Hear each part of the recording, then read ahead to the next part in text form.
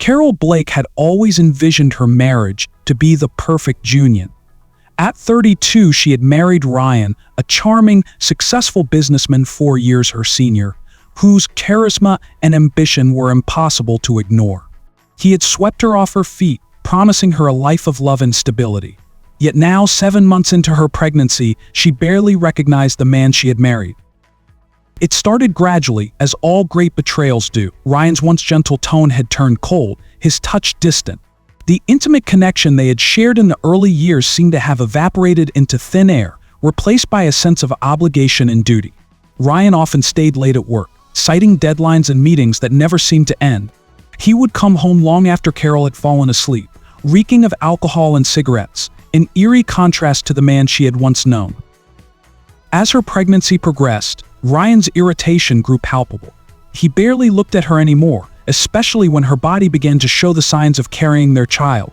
Carol noticed his sneers when she caught his gaze lingering on her swollen belly. One evening, after a particularly long day of back pain and nausea, Carol waited up for Ryan.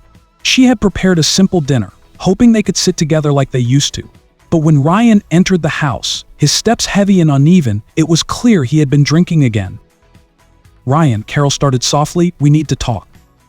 He glanced at her, his face set in a grimace. "Talk about what?" he muttered, dropping his keys on the counter with a comfortable clatter. "I'm 7 months pregnant, Ryan. We should be planning, getting ready for the baby.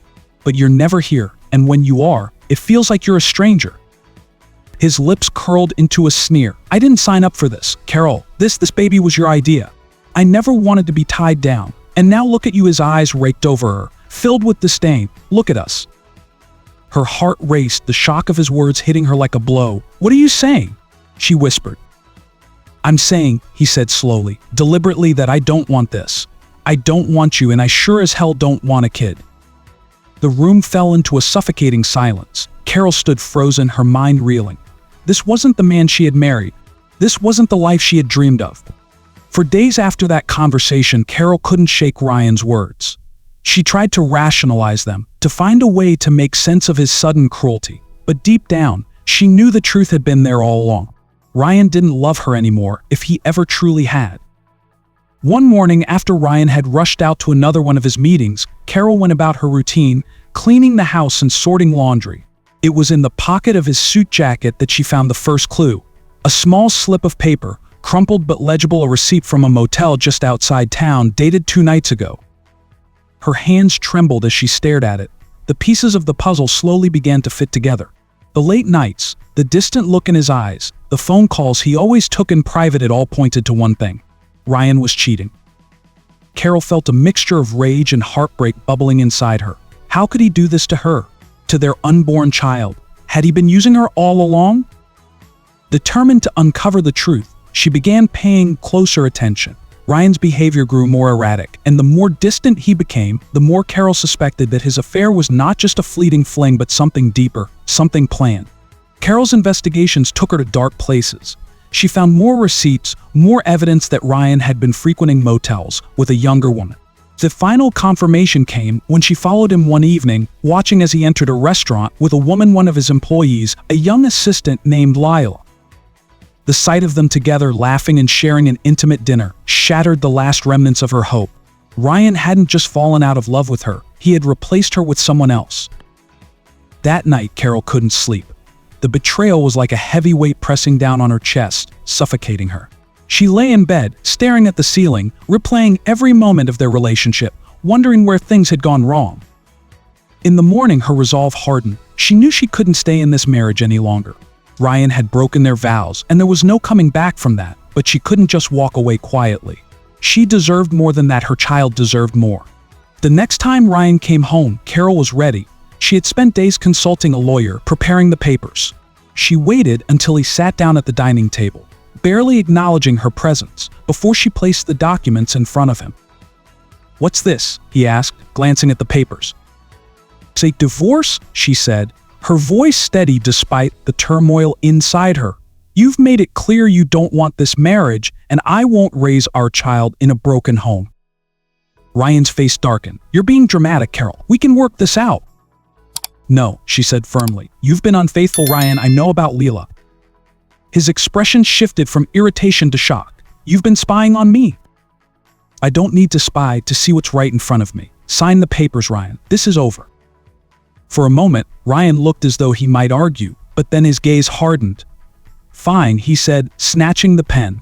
"But don't think you're going to take anything from me. You quit your job, remember? I made sure you're dependent on me."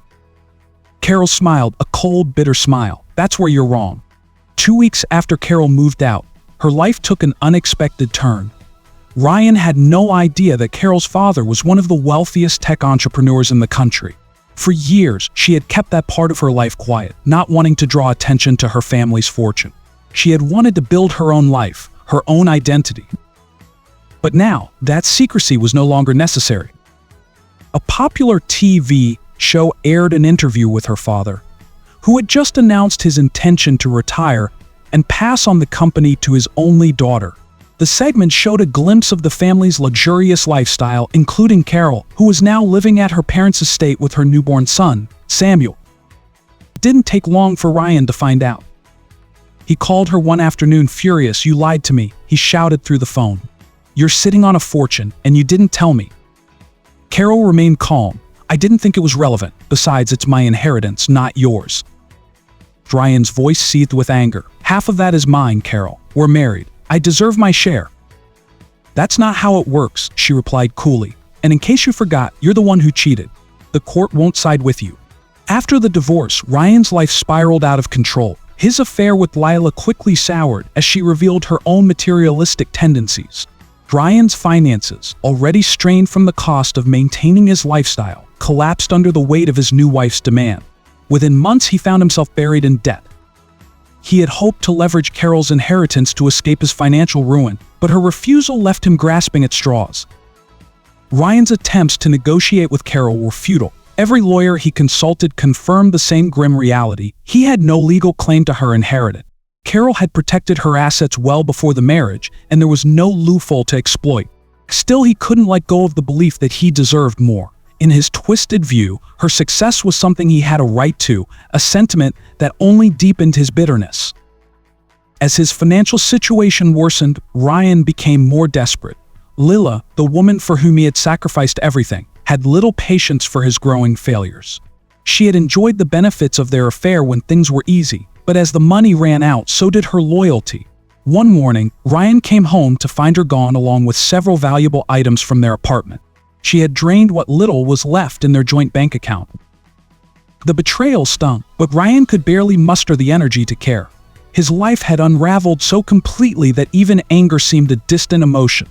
In the span of a year, he had lost everything: his marriage, his child, his financial security, and now, the woman he had thought he loved. Sitting alone in the dark, his empty apartment suffocating him, Ryan finally began to realize the full scope of his mistakes. He had built his entire existence on shallow ambitions and manipulations, and now he had nothing left but regret. While Ryan's world crumbled, Carol's life blossomed into something she could hardly have imagined during the darkest days of her marriage. The birth of her son, Samuel, had brought her a deep sense of purpose and joy. He became her anchor, a reminder of the future she was building, a future where she was in control of her own destiny. Living at her family's estate gave Carol the stability she needed to focus on her next steps. With her father's company transitioning into her hands, she threw herself into learning the ins and outs of the business. Though she had always been somewhat involved in the company's activities, taking over as CEO was a monumental task. But Carol was determined. She wanted to prove to herself and to the world that she could handle the responsibility and thrive, not because of her family's wealth, but because of her own merit. Her parents, supportive yet proud, were amazed at how gracefully Carol handled everything: the divorce, motherhood, and the pressures of leadership. Despite everything she had been through, she had emerged stronger, more self-assured. As the months passed, Carol found herself reflecting on the person she had been before. She realized how much of her life she had let slip through her fingers while trying to mold herself into someone Ryan wanted. Now, as she navigated the demands of running a multi-million-dollar corporation and raising a child, she felt more like herself than ever before. Each decision she made, whether in the boardroom or at home, brought her closer to the person she had always wanted to be: independent, strong, and in control of her own narrative. But Carol wasn't just rebuilding her life for herself, she was doing it for Samuel too. She wanted to give him the kind of upbringing where love and respect were paramount, where he would never have to witness the kind of dysfunction that had plagued her marriage.